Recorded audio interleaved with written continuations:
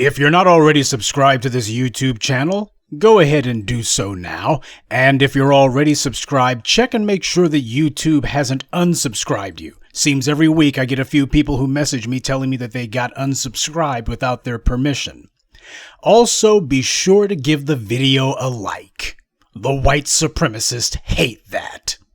Now, that said, white supremacy has been engaged in a protracted half-millennia-long war against black people in the Americas.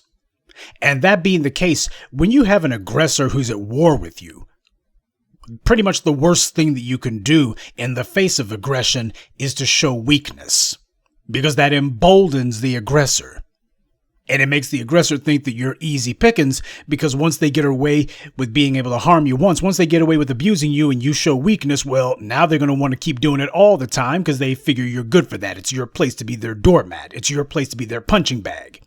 Well, the white media is working with some compliant, cowardly Negroes to try to manufacture the narrative that, hey, see, black folks, they may be causing problems in the streets, but there's a few Negroes who don't mind a little white supremacist attempts on their lives every now and then.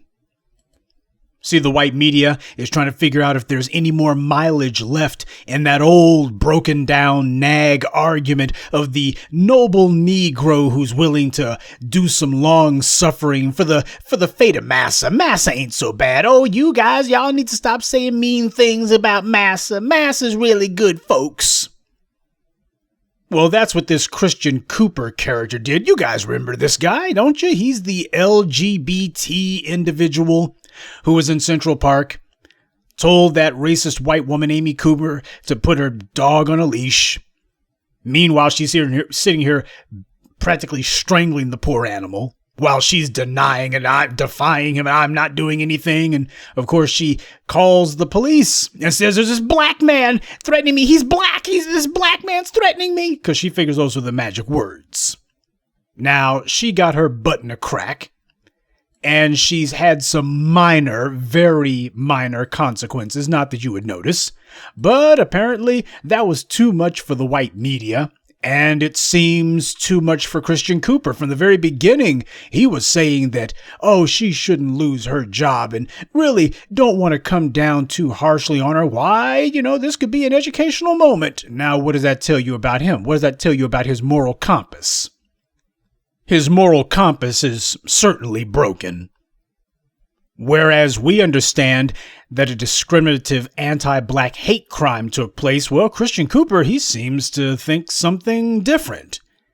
And whereas we see an opportunity to go ahead and set a new normal that the white supremacists should expect punishment, meaning jail time, for these kind of things, as far as he's concerned, he wants to set the exact opposite message. Well, we want to make sure that people understand that when you make an attempt on a black person's life, we can't wait to forgive and forget. He's using this as an opportunity to try to win the adoration and appreciation of the dominant society. And like all black people, he knows exactly what the fastest route is to white supremacist approval. Just lay down and be their doormat. In fact, the best way to get quickie approval from the dominant society is make sure that they attack you and tell them the whole time, pull a John Lewis. Oh, I forgave them cops while they was busy whooping my behind. Just go ahead and tell them the more violent they are towards you, the more you forgive them, that you don't hold it against them. Why? That lets them know, man, we got a good little boy here. Of course, he knows that people are going to be saying, wait a minute here. There's been a whole lot of this garbage going on. White people using 911 as a means to try to set black people up to get killed. This woman needs to be punished. And what does this Cooper clown say? Well, what she's been through so far, this is enough of a deterrent to others. He doesn't exactly explain how he knows that. And he doesn't exactly qualify what's actually been done with her or how this is going to work. But, this is going to be a deterrent to everyone else. This is enough. This is sufficient. Really? So what that means is the next black person who dies is the result of a 911 call from some white supremacist. I guess Christian Cooper then is the person who we can lay the blame on then. Because he's assured us that what he's done is the right answer. This is going to be a deterrent. Well, what's the deterrent? Don't do anything. Don't do anything. Well, we're not going to do anything. That's going to be a deterrent. So now we know who to blame the next time some black person is killed as the result of a racially based 911 call. But of course, the audience for his words were not black people at all. We weren't the audience for those words. It was a white audience that he was trying to reach. To let them know, hey, I don't mind risking my life just to have contact with these white supremacists. I don't mind. And I don't mind risking black people's lives too. I'm not going to cause you guys any trouble. See, when it comes to this character, this Christian Cooper individual, the white media doesn't mind giving him plenty of airtime because they know he's going to say the right thing. On the other hand, in the case of the father of the murdered Fort Worth woman, Tatiana Jefferson, they didn't want to give her father much time at all. As far as they were concerned, he was saying the wrong things. Since he's sitting here saying, I don't want no hug, I'll see you in hell. Because he knew he didn't have much time on this earth. He was dying from COPD. And that being the case, he understood he wasn't going to live to see the trial. But as far as the white media was concerned, that's a bad Negro. We definitely don't. We don't want to be publicizing that. We're trying to use our media to condition these Negroes that when white people kill a black person, when they harm a black person, you're supposed to immediately forgive. And this guy, he's saying the wrong things. Let's move right along. And that's what this Cooper clown is doing. Oh, don't challenge the white supremacists.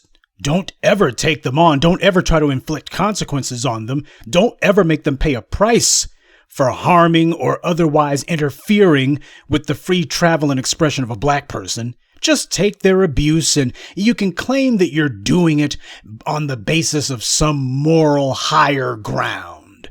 Isn't that the excuse du jour that the black bootlick likes to use? Well, I'm taking the higher ground. No, the reality is it's garden variety cowardice. It's a pathetic attempt to curry the favor of the dominant society because you know that they love nothing more than a Negro who takes their abuse with a smile and asks for more and excuses it and runs interference for them. They love that. Showing yourself to be a subservient, broken Negro. Nothing warms the heart of the white supremacist like a broken, subservient black male. Nothing warms their evil, crooked little hearts quite like that. Now, while Christian Cooper thought that he was currying the favor of the white powers that be, in reality, they're making a mockery of him. Literally.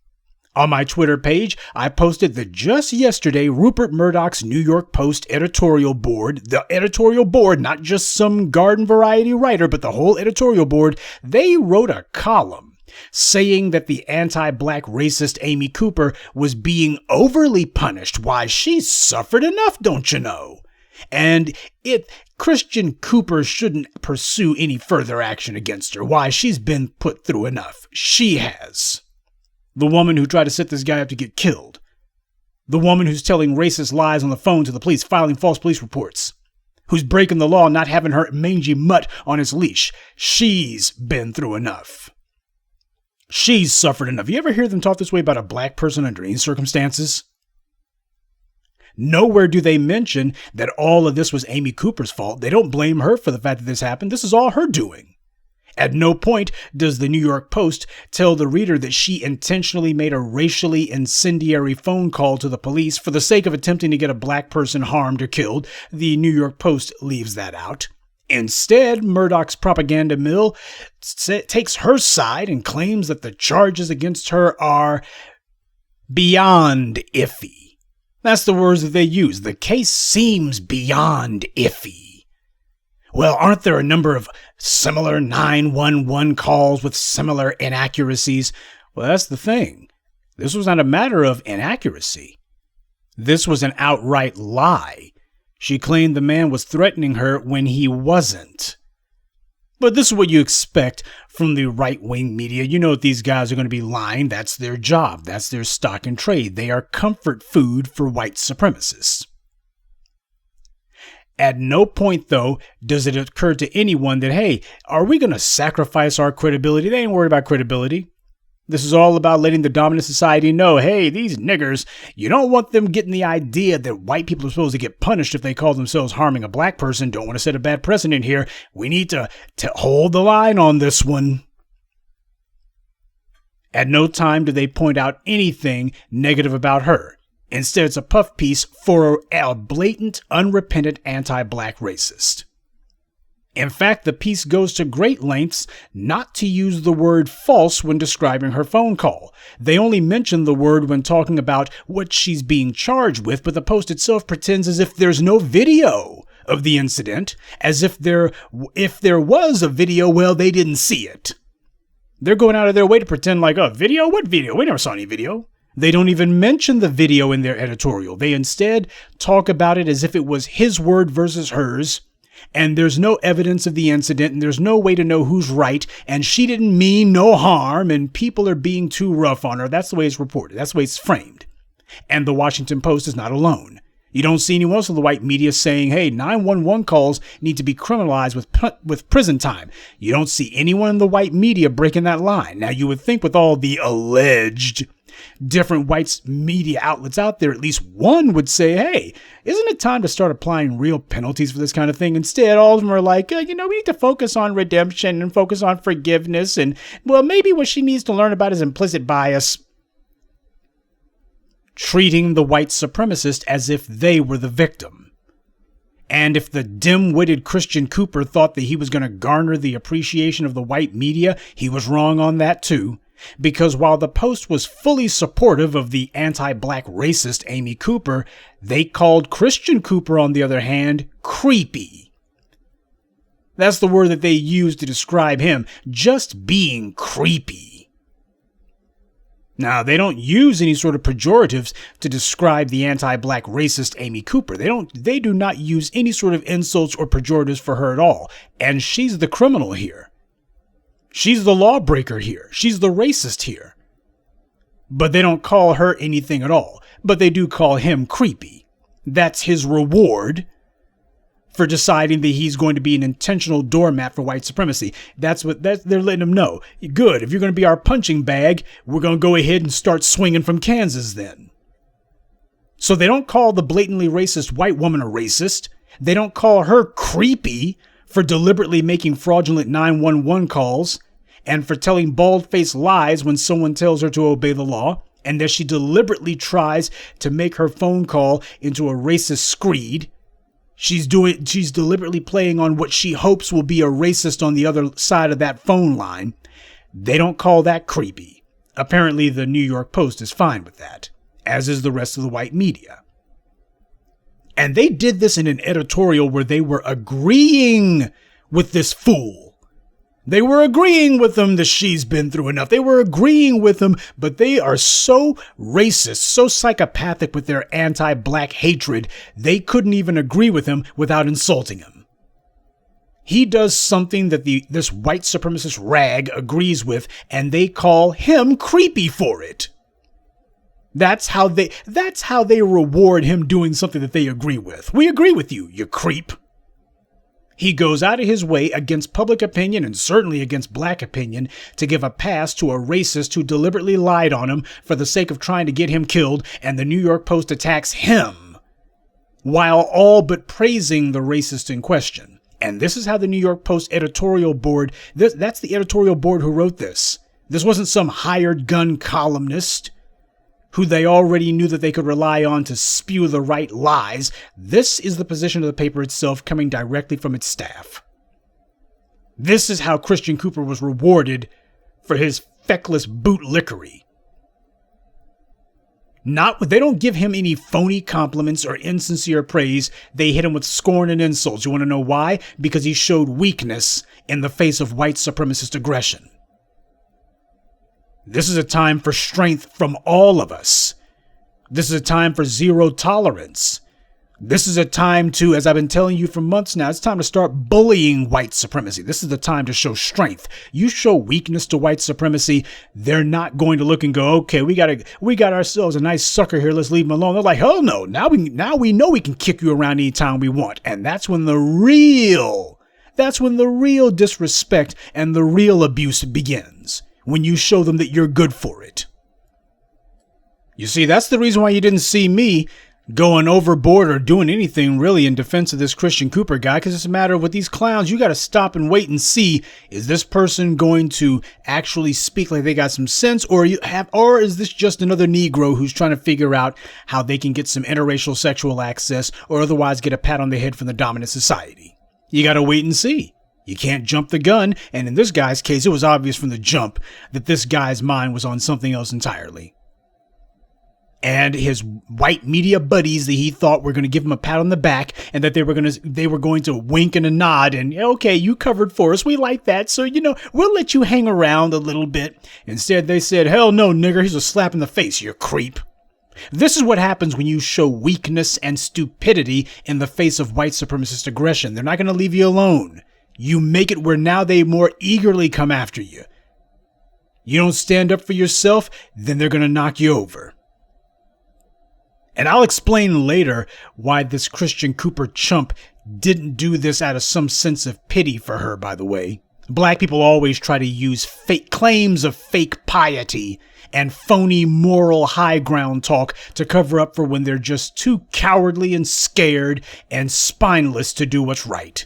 Hey, don't want to fight white supremacy? Just claim that Jesus said to turn the other cheek, etc., etc. There's no way to get along with white supremacy. And to stop its attacks against you, you're not going to do that short of fighting it. But, safety and survival, these are things that matter to you and me. Clearly, they mean nothing to Christian Cooper. There is no decency, no honor in showing weakness in the face of white supremacy. You cannot get white supremacy to appreciate you because their goal is to destroy you. To attempt to appease the worst evil the world's ever known into liking you, that's something that only a reprobate would want. But this is what this clown's trying to do. I say try because this sniveling stunt never works. No matter how many times these Negroes call themselves saying, oh, I forgive, and I'm sure they meant no harm. No matter how many times they tried, it doesn't work. White supremacy loves nothing more than a cruel joke. The meaner, the better. White supremacy loves having some bootlicking Negro who sits there and takes their abuse and argues with the other black folks about how you ain't gonna do nothing to massa, I won't let you. They love having a dumb Negro bootlick like that. And then having the bootlick and knocking him around, kicking him around, and throwing him into a freaking wood chipper later on. They love that mess. They love it. You see, the black people who actually stand up to white supremacy, they expect that white supremacy is going to try to destroy them. So destroying them doesn't really give the same thrill for white supremacy. You don't get the same giddy joy out of it because these guys expected it. Oh, but that boot-licking, scum-sucking, bowing and scraping, scratching and shuffling Bojangles Negro like Christian Cooper, a clown like him, well, that's a real thrill. Yeah, that's the rush to take someone like him because he's sitting there going, but not me, just before you throw his behind under the bus. Oh, white supremacy loves to get a chuckle out of that. He actually thought that he was on the team. Did you see the look on his face? He never even saw it coming. That's white supremacy loves that stuff. They love mean jokes, especially jokes that take a long time to pay off. White supremacy is impatient about a lot of things. White supremacy believes in instant gratification on a lot of things. But when it comes to cruel jokes, white supremacy shows you how sadistic it is. It can wait for that. In fact, the longer the wait, the more delicious. Long as they know that the payoff is guaranteed, they'll wait for the payoff. And by the way, I gotta say this because it needs to be said.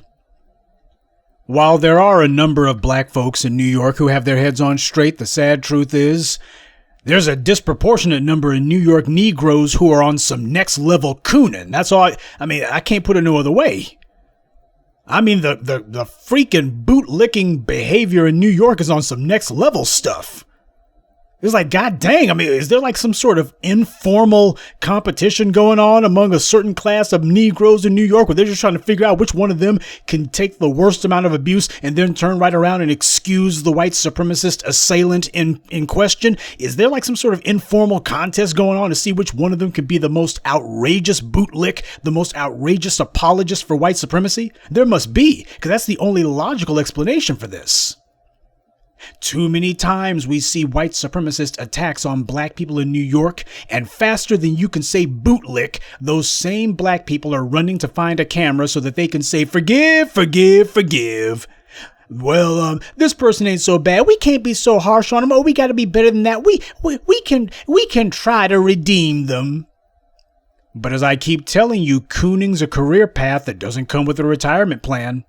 Nothing pleases white supremacy more than to take some pet Negro and throw him under the bus. And please stop saying that these clowns are hoping to get some money. While that may be true under some circumstances, you should not be using that as a catch-all term all the time whenever this mess happens. Yes, there are, of course, Negroes who would love to get white supremacy to cut them a check if they can manage it. But the problem is, in too many of these cases, it is excruciatingly clear that these sniveling, bootlicking Negroes are not looking for money at all. They're covering for white supremacy for free. Now, that may be difficult for those of you who are living the B1 life to understand. When your entire ethos is centered around power, wealth, and influence, you're looking and going, God dang it, I ain't doing nothing for free. Yeah, but the thing is, you're living B1, not bootlick. And for these sniveling, groveling scumbags, as far as they're concerned, the reward doesn't have to be money. As long as Massa gives them a pat on the head, psychic benefits, I've taught you, are oftentimes more valuable than monetary benefits. Because for the bootlick, their main goal is to get close to Massa. And if Massa gives them a choice between the bag and hopefully something resembling access, they'll sit there and bootlick and coon for free. Bootlicks don't need a check or even the promise of a check to carry water for white supremacy. Long as they get some white supremacists to smile at them, that's enough for most of them. Some Negroes will gladly invite and embolden white supremacist violence because they don't see themselves as black. They see themselves as white people with very dark skin. That's what they see when they look in the mirror. They don't identify with the black collective. They identify with the white supremacist who they desperately, pathetically wish they could be. Now, another profiling cowardice comes from Livonia, Michigan.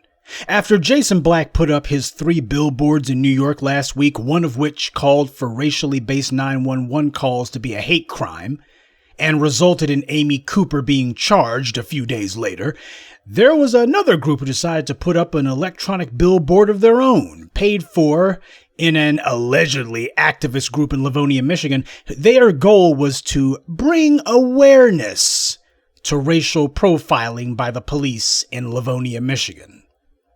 Now, on the surface, to some of you, this may have seemed fine, as if these individuals were aligned with us. Hey, they weren't officially aligned. They weren't officially, part of what we're doing. But the point is, it seems as if it's the same thing we're doing, right?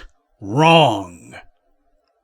And some of y'all were already basically giving these guys the thumbs up without actually examining what the hell it was you were giving your approval to. You didn't bother to see if these people are on our side or not. Family, I have always taught you that whenever somebody calls themselves trying to act like they speak for the black community, the very first thing you're supposed to do is to consider the source. Is this somebody who we know? Who are their people? Do we know who this is? Do we know anything about them? If you did, you would have seen that even though the white media tries to make it seem like it's a black woman behind all this, there's actually a white woman who is very closely involved. And when you look at this group's Facebook page, the first thing that you notice is these guys don't say anything about the police at all. You read the copy on this Facebook page, and it reads like it was written by a non-black person. Some non-black person attempting to be an ally because it speaks about black people in the second person. Here we are talking about caring about black lives. This is not the time for no goddamn Valentines. And the description is, I stand with you. I stand next you. And that's another thing. This Facebook page from this Livonia group, it is riddled with a whole bunch of typos and grammatical errors. I'm sitting here going, man, you must have been drunk when y'all were sitting in the bar coming up with this crap. You couldn't even be bothered to spell check, I see. But that's the thing. This reads like amateur hour coming from some white ally, because that's how it reads. It reads like somebody's talking to the black community. saying stuff like, I'm starting this group for like-minded people who want to show their love and support for our black brothers and sisters. They're not saying, this is not sounding like it came from a black person. It sounds like it came from a white one. And you already know where the heck this is going. You see, although this Facebook page is, according to the white media, supposed to be about raising money for a billboard to raise awareness about racial profiling by the Livonia police, when you read the Facebook page description, the police are never mentioned. I'll read the whole goddamn thing to you. I stand with you. I stand next you. I'm starting this group for like-minded people who want to show their love and support for our black brothers and sisters, also for other races affected by this disgusting show of force and racism. Yep, all lives matter after all. I have seen movements and protests all over the Metro Detroit area, and I personally want to show everyone how the people of Livonia can come together and show our love and support in this terrible time. This, and then in all caps, to let you know this is what this is really about. This will be a peaceful protest. If you are here to start problems, please kindly leave. If you are here, HEAR, to throw accusations or use offensive language, please leave. If you are here to disagree with this movement, please leave. If you want to help with signs and building up supporters, please chime in. I cannot wait to get this started. You see that? You see what this is about? Talking about our brothers, black brothers and sisters, also for other races affected by this disgusting blah, blah, blah. Yeah, you want to make sure that we include everyone else, because if black people are supposed to be benefited by something, well, you got to make sure that everybody else is included too. We're going to shoehorn everybody else in, whether they're affected or not.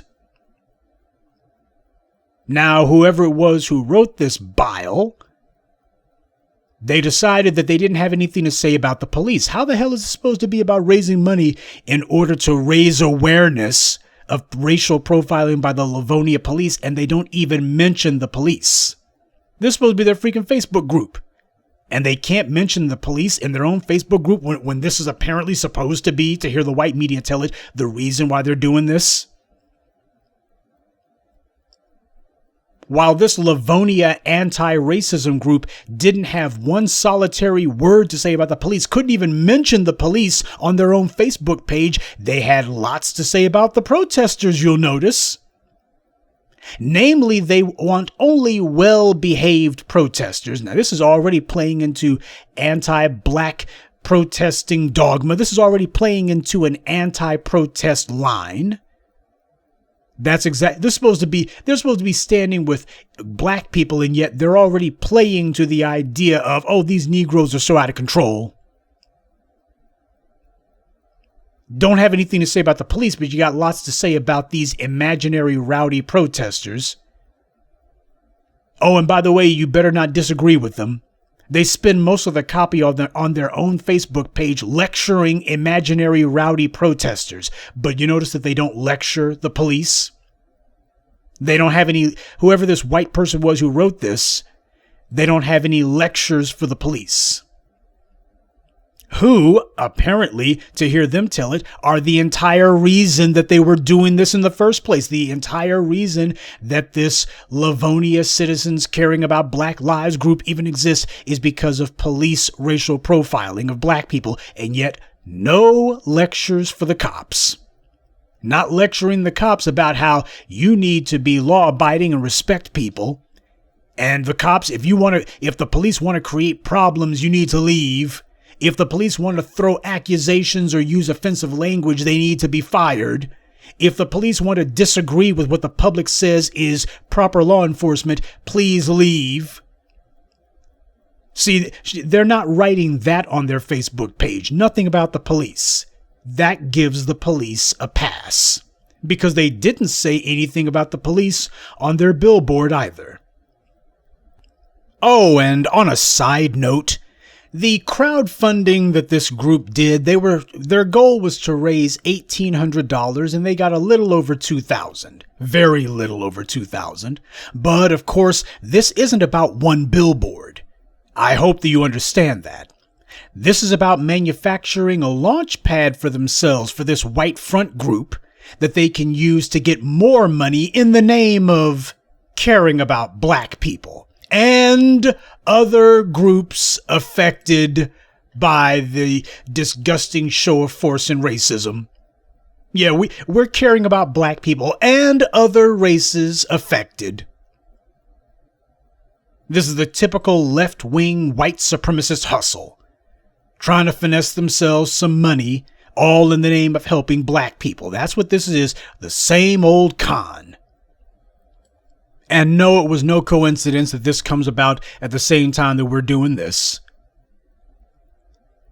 Because what's happening here with this group in Livonia, this phony group, which to me is clearly a left-wing white supremacist sock puppet organization. It suits the white media's agenda because once this do-nothing Livonia group got their billboard money, they put up a billboard that doesn't mention the police.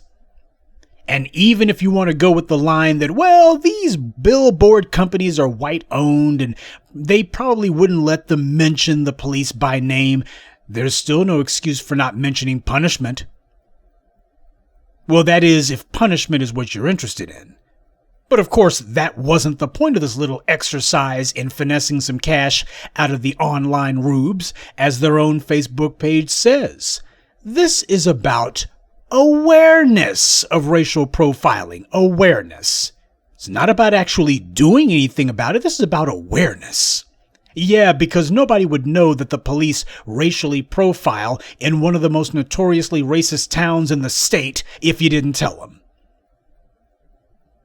And I'm sorry for those of you who jumped the gun and thought that this was probably the spreading of an otherwise laudable effort. Those who thought that maybe these people were taking their cues from us and that what we were doing, basically if it copies what we're doing, then it's otherwise valid and useful. I'm sorry if you went for that. You see, a billboard like this isn't useful because it doesn't prompt people to do anything. We're trying to get people away from that whole garbage about, well, we need awareness and it needs to be a focus on reform. And no, there needs to be a focus on punishing. Full stop.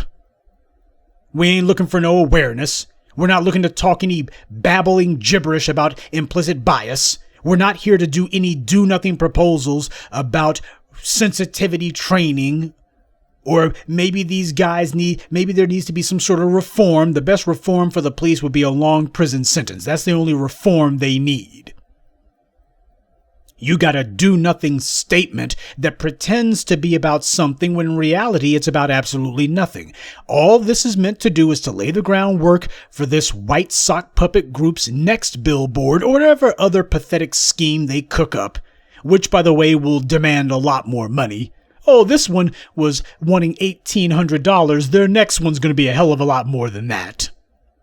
They use this as a chance, as a way to get themselves some publicity from the white media and hopefully get their names on the map.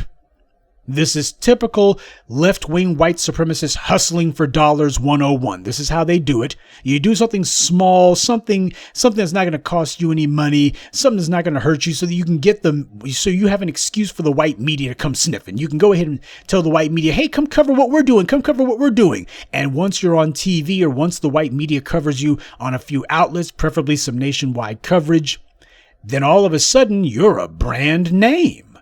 Your name's got a little bit of cachet. You've gone from being nobodies to somebodies overnight. And all of it for something that absolutely means the opposite of what people think it actually means.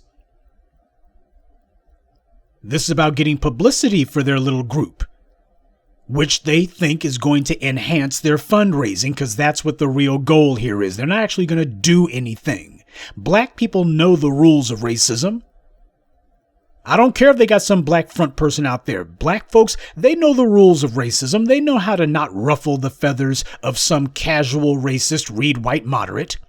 They know that even so-called white liberals, they are just as hypersensitive to anything that looks like a black person exerting control over a white person. If you're a black person calling yourself punishing or otherwise inflicting consequences on a white person, look what happened in Texas. Greg Abbott sends out an order to the whole state saying ain't going to be nobody's businesses open, no beauty parlors or anything. But all it took was the image of a black judge punishing a white woman. And you have the governor say, I am reversing my own executive order. The lieutenant governor said, now I'm going to pay whatever court cost she's got, whatever fine she's got. And you got the governor saying, let's open up the whole freaking state. I'm reversing my own order. And now you look at Texas today. Bright idea, wasn't it? So the lesson that every black person understands inherently is if you call yourself trying to punish a white person who has committed some act of anti-black racism, your white leftist liberal pal will all of a sudden reveal themselves to be a closet conservative. At least where the subject of black people calling themselves inflicting consequences on a white supremacist is concerned. So what black people will do is, when they're in the presence of people from the dominant society, they'll dance around the issue. You never speak too directly about white supremacy or some wrongdoing that a white person has done against a black person. You don't talk too directly about that. You always tiptoe around the point. You never come up the middle. You use oblique language, and you never call for punishment. You don't ever do that.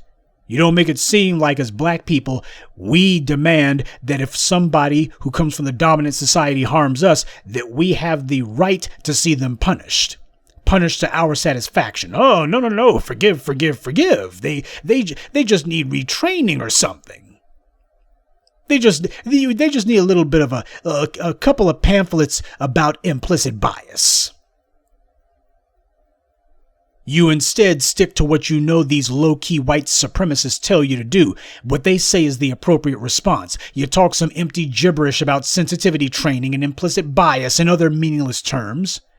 Black people know that this is inaction. They know that this is the wrong thing to do, but they also know that the casual racist will smile in their faces and the codependent black bootlick gets to feel smart by having these left-wing white supremacists pat them on the back for using some made-up, ridiculous-sounding words, which are nothing more than a fancy way of saying don't punish the white supremacists for harming black people.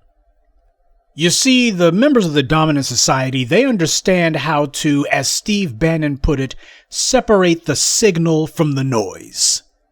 They understand how to do that.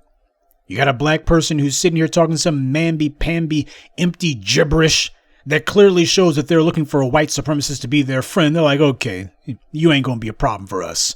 On the other hand, you got some black folks talking about punishment, prison time, make this a hate crime, talking about what should be done to punish white supremacist anti-black violence. Okay, that's a problem. You don't need to be talking like that. They'll tell you real quick, we got to get you off of that. You're going to lose white allies, you see. So there you got it, family. Christian Cooper isn't the only black person out there eager to willingly embolden white supremacist attacks on us. A billboard is meaningless without a call to action. Awareness alone, that's a non-event. Okay, you told people there's racial profiling, but you didn't say by whom. And even if they correctly guess that it's the police, you didn't say what to do about it, or even that action needs to be taken. You haven't even said that anything needs to be done, much less what to do about it. So you got people on the street, they're going to be passing by as they read an advisory that black people are being racially harassed. And I guess what they should conclude from that is try to lay low, because it doesn't say to do anything else. Family, you need to learn to recognize controlled opposition when you see it. Some group comes out of nowhere who you never heard of. You don't know who's in this group. You don't know what they're about. You have no track record to examine. They don't challenge white supremacy or even use the term white supremacy. They don't tell you who it is that they're opposing, just some empty talk about caring about black people and other races who are affected. How the hell do you not have all red flags going up? How the hell do you not look at that and see the scam from the jump?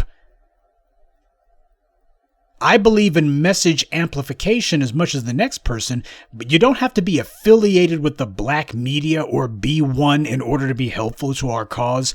But that's the problem here. When established power is up against a movement that has successfully seized the initiative and defined the terms of the discourse and has captured the public mind, power knows that it would be useless to argue against the newcomers, these up-and-comers under these circumstances. The public has been swayed, and it would simply be too difficult to try to push directly against that. So power instead tries to use a judo move, try to take the momentum that's been built up by the opposition and redirect it. You can't stop the momentum head on, so don't try. Instead, try to find a way to move it in a different direction, divert it. And that's where you use Trojan horses. You start off with a message that seems to be in agreement with the opposition, so that the people who are listening to your opponent, they're hearing this message from you and thinking, oh, this is the same thing, isn't it? Okay, I can trust this. And once you got them nodding their heads and going, okay, that's what you say here. This billboard that just says some vague, empty talk about racial profiling in Livonia, that seems to make sense. You let their imaginations fill in the blanks, because you didn't say anything about the police, but hopefully they will intuit something about that. And once you've got their noses open, they go to your Facebook page, and what they see is this is about all other races of people. And they see that you're lecturing anyone who takes the hard line against white supremacist violence, and you're not saying anything about the police. Oh, but there is a link to the crowdfunding page that you do have. A message that on the surface seems to be in agreement with what people want, but diverts them, that is not helping us. But before long, though, you're going to have everybody no longer demanding punishment or even thinking about it. Instead, they'll be settling for the same old empty rhetoric about retraining and implicit bias, etc., ad nauseum. You know, there's a whole lot of black folks who are just so desperate to be liked by these white supremacists that they'll actually go along with a sellout like this. To them, these white supremacists are potential sexual access, or at least a member of the dominant society who they can hopefully become buddies with. Hey, the bootlick is not above being friend-zoned. They'll settle for that if they have to. And most of the time, that's all they get. What they get is the lackey zone. You don't get to be in the friend zone. You get to be in the sidekick zone, and there's plenty of kicks coming. Even in the case of Christian Cooper, he's a homosexual, but the very fact that the person who tried to have him killed has the same last name no doubt made his heart go pitter-pat. Far as he's concerned, this is a win for him. You may be outraged about what happened, but as far as he's concerned, this is a come-up for him. This is a social come-up. Haven't I always taught you about that? White supremacy has two forms of rewarding or incentivizing those who it wants to co-opt. It shows up with some money, but most of the time doesn't have to do that. White supremacy will show up with some psychic benefits. Lyndon Johnson talked about that in the 60s. You go ahead and tell the poorest white man that he's better than the richest black man, and he'll give you every penny in his pocket. Psychic benefits go a long way under white supremacy. Far as Christian Cooper is concerned, he's gone from being an anonymous nobody bird watcher to a well-known black face in New York. And while he doesn't want sexual access from Amy Cooper, he no doubt now figures that he'll have a lot of sexual access from white male members of the dominant society. He places his sexuality at the top of his list of priorities. All he can think about is how every LGBT in the city, well, every white LGBT in the city is going to know him. Or if they don't recognize him off top, at least if he introduces himself, he'll have a familiar face and he'll have an interesting story to tell. And for him, that's more than enough. He literally is endangering his own life, and he is encouraging racist attempts on the lives of millions of black people, all so he can try to use this moment of media exposure to boost his dating pool chances. I guess Tinder and Plenty of Fish weren't doing it for him, huh? You see, to him, Amy Cooper did him a favor. That's how he sees it. Why, if it wasn't for her, he wouldn't be in the place that he's in right now, where you got all of these potential bedroom buddies. No doubt that he's thinking, as far as he's concerned, he's just counting how many members from the dominant society he's going to be able to hop in the sack with. That's what he's thinking about right now. See, we think about how many black people get harmed or killed as a result of people like Amy Cooper, and the only calculation that Christian Cooper is doing is how many potential white bedmates he can get out of all this. Oh, to him, Amy Cooper did him a solid one. She did him a favor. What the hell's he got to be mad at her about? Man, this is the best thing to happen to him in a long time, probably ever. As he sees it, if she gets in trouble, then he goes from being the friendly black LGBT who just wants some white bedfellow to being a black radical, a black troublemaker. How many white people would want to jump in the sack with that, huh? So you see what's most important to this guy, and it's not survival. This is why it's so dangerous to allow the white media to start shoehorning other groups' interests into our struggle. Why it's unacceptable to allow the message of Black Lives Matters to morph into Black Trans Lives Matters or Black Feminist Matter or what have you. You see, the agenda of these other groups, their agenda is not ours.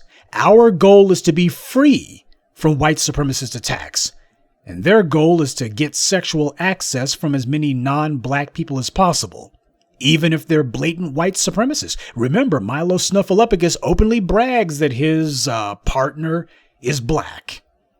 And we know that Milo Snuffleupagus is a lifelong white supremacist. I don't know, maybe Christian Cooper is auditioning to be Milo's next bussy buddy. I don't know. But one thing I do know, when you run around showing weakness in the face of white supremacy, you don't just make a target out of yourself or out of the black people in your immediate area. You make a target out of all black people, because the white media loves to run with that. That's the narrative they want to push. This is the way that black people are supposed to respond to white supremacist violence and aggression. You're supposed to respond with bowing down and being meek and deferential and excusing it away, and you don't hold any grudge and you're fine with it. Why? You're not upset about it at all. That's what this is meant to do, to condition black people to give the wrong response to white supremacist aggression. So family, you be real careful before you let the white media call itself encouraging you to take up for someone.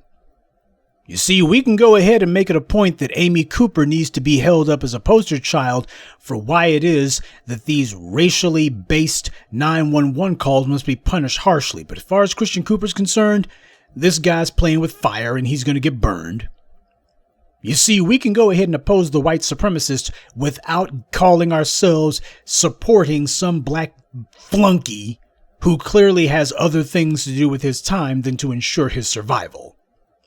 People who run around making targets out of us by encouraging white supremacist attacks and white supremacist aggression, these people are not with us and we're not with them. And speaking of not with them, when you have white sock puppet groups who are trying to figure out a way to copy what we're doing, you got to stay vigilant, man. You got to stay vigilant as hell. The white supremacists, the dominant society in general, takes its cues from black people. We got the pulse. Our culture is vibrant. Theirs is not. And that being the case, when it comes to everything from music to art to dance to entertainment to political movements, they watch us. Because we got the pulse. They don't. They watch us to see where to get cues from, what trends to follow, what they can get relevant ideas from. And that's where you get this Livonia group from. See, there's going to be a lot of people trying to copycat what we do. And before you go calling yourself going, oh, this is some person who's doing something similar to us. Well, first of all, is this somebody who has had any contact with us? Is this somebody who is actually on code? Or do you just look and see somebody taking out a billboard and you go, oh, a billboard, as long as you're doing something, just do it. That's good enough. No, we didn't say to just do anything. There's a difference between doing something and doing something useful. And when it comes to some sock puppet organization trying to finesse some cash off of our suffering, that is hella off code, hella wrong. That is white supremacy in the raw. So let's not go being gullible here. We can't afford it. This is the time for vigilance in the face of white supremacy. This is the time for strength in the face of white supremacy. This is the time to be confronting white supremacy.